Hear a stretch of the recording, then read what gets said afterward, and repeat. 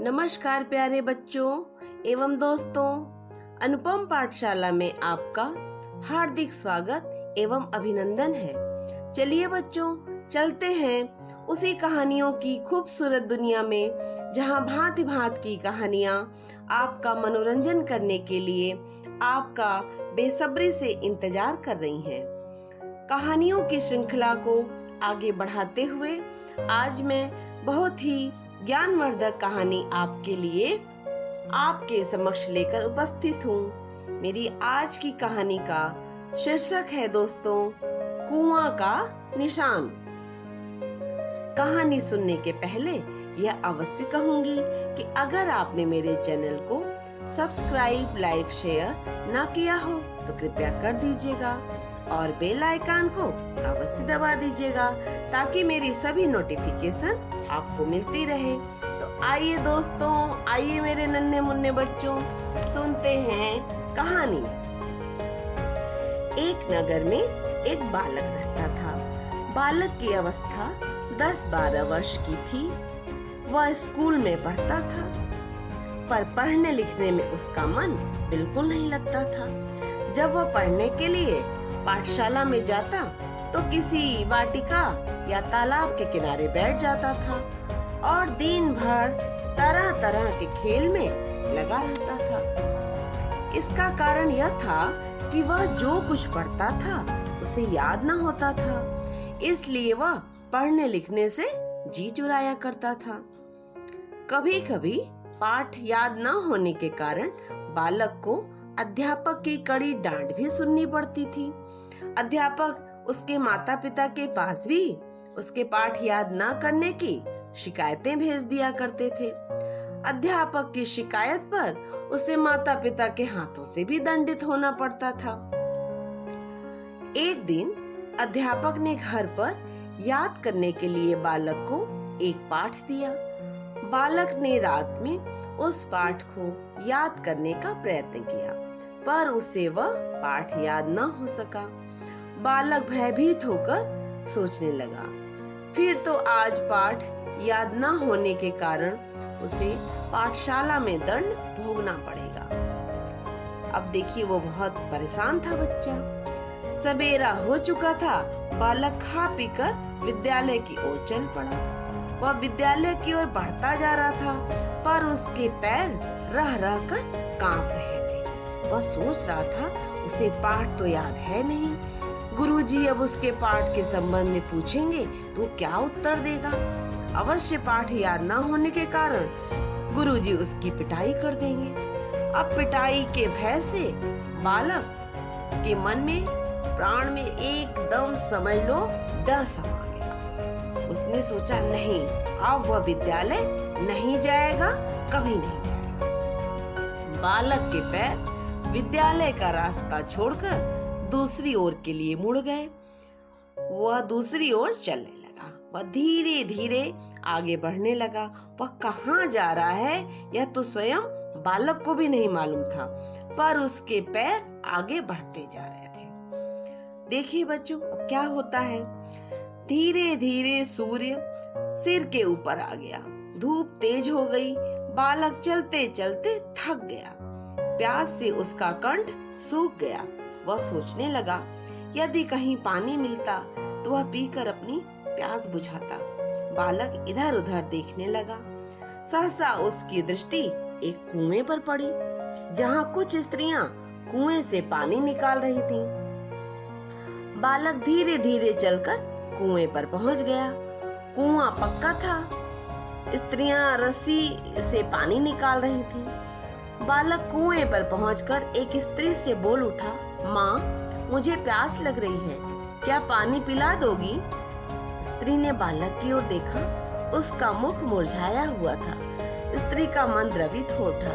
उसने बालक को पानी पिला दिया। स्त्रियां पानी खींच खींच कर कुएं पर से चली गईं, पर बालक थका हुआ था। वह अकेला कुएं की पक्की जगह पर बैठकर विश्राम करने लगा। अचानक बालक की दृष्टि कुएं की जगह के उस स्थान पर पड़ी जहां स्त्रियां झुककर कुएं से रस्सी के द्वारा पानी निकाला करती थी। उस स्थान के पत्थर पर रस्सी के बार बार आने जाने के कारण एक गहरा सा चिन्ह यानी निशान बन गया था। बालक बड़े ध्यान से पत्थर पर पड़े हुए उस गहरे निशान को देखने लगा, पर उसे देखकर वह सोचता, यह तो पत्थर है, बड़ा कठोर है। रस्सी के बार बार आने जाने से कठोर पत्थर पर इतने गहरे निशान बन गए हैं, तो क्या बार बार याद करने से मुझे पाठ याद न हो सकेगा? अवश्य याद होगा। यदि मैं परिश्रम और अभ्यास करूं, तो मेरे हृदय पटल पर भी पढ़ी हुई चीजें उसी प्रकार अंकित हो जाएंगी, जिस प्रकार रस्सी के बार बार आने जाने से पत्थर के ऊपर गहरा चिन्ह पड़ गया है। बालक के मन के भीतर एक नया उत्साह दौड़ पड़ा। वह उत्साहित होकर विद्यालय की ओर लौट पड़ा। उसने विद्यालय में गुरुजी के समक्ष उपस्थित होकर कहा, गुरुजी, आज मुझे क्षमा कर दें, कल मैं अवश्य आपको पाठ सुना दूंगा। बालक उसी दिन से परिश्रम और लगन से अपना पाठ याद करने लगा। अब जो भी पाठ उसे याद करने के लिए दिया जाता, वह उसे बड़े परिश्रम और लगन से याद कर लिया करता था। उसके अभ्यास का यह परिणाम निकला बच्चों कि वह प्रति वर्ष परीक्षा में अच्छे अंकों में उत्तीर्ण होने लगा। ये तो एकदम चमत्कार हो गया उसके साथ।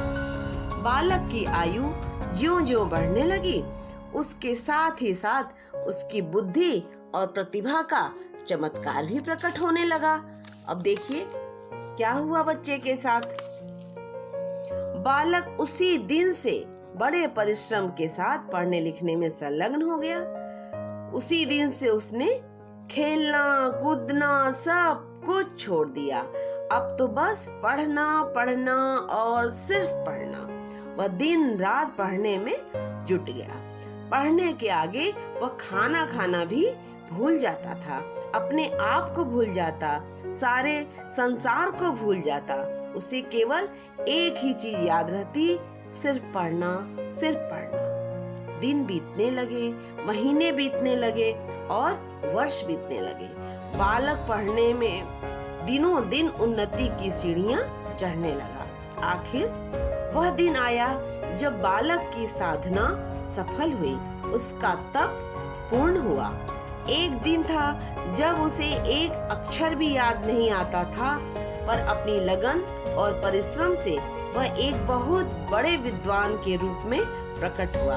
इतने बड़े विद्वान के रूप में कि लोग उसकी पूजा तक करने लगे। उसकी चारों तरफ जय जयकार होने लगी। बालक को कभी व्याकरण का एक अक्षर भी याद नहीं होता था, पर जब वह बालक बड़ा हुआ तो व्याकरण का प्रसिद्ध विद्वान बना। उसके समय में उसके समान व्याकरण शास्त्र का कोई पंडित दूसरा था ही नहीं। उसी बालक को जानते हो बच्चों, आज हम लोग पाणिनि के नाम से जानते हैं। पाणिनि संस्कृत साहित्य में व्याकरण के महान पंडित समझे जाते हैं। उन्होंने व्याकरण की बहुत अच्छी पुस्तक लिखी है। आज भी उनकी वह पुस्तक संस्कृत की ऊंची कक्षाओं में पढ़ाई जाती है। पाणिनि अपनी विद्वता से अमर बन गए, पर उन्होंने अपनी अमरता के साथ ही साथ बच्चों इस कथन को भी अमर कर दिया कि परिश्रम और अभ्यास से ही सब कुछ संभव है। इसीलिए कहा जाता है, करत करत अभ्यास के जड़मत होत सुजान, रसरी आवत जाते सिल पर होत निशान। समझे बच्चों? कथा का सार आपको समझ में आ गया होगा कि कभी ये नहीं सोचना चाहिए कि ये चीज मुझे याद नहीं हो सकती, ये काम मुझसे नहीं हो सकता। आप परिश्रम और लगातार अभ्यास के बल पर कुछ भी हासिल कर सकते हैं। तो बच्चों, आपको आज की कहानी कैसी लगी कि आप मुझे कमेंट बॉक्स में जरूर जरूर लिखकर बताइएगा। मुझे आपके कमेंट का इंतजार रहेगा और मैं आपके लिए अच्छी से अच्छी जानकारी वीडियो के माध्यम से आपके समक्ष लाती रहूंगी, ये मेरा वादा है। धन्यवाद, नमस्कार।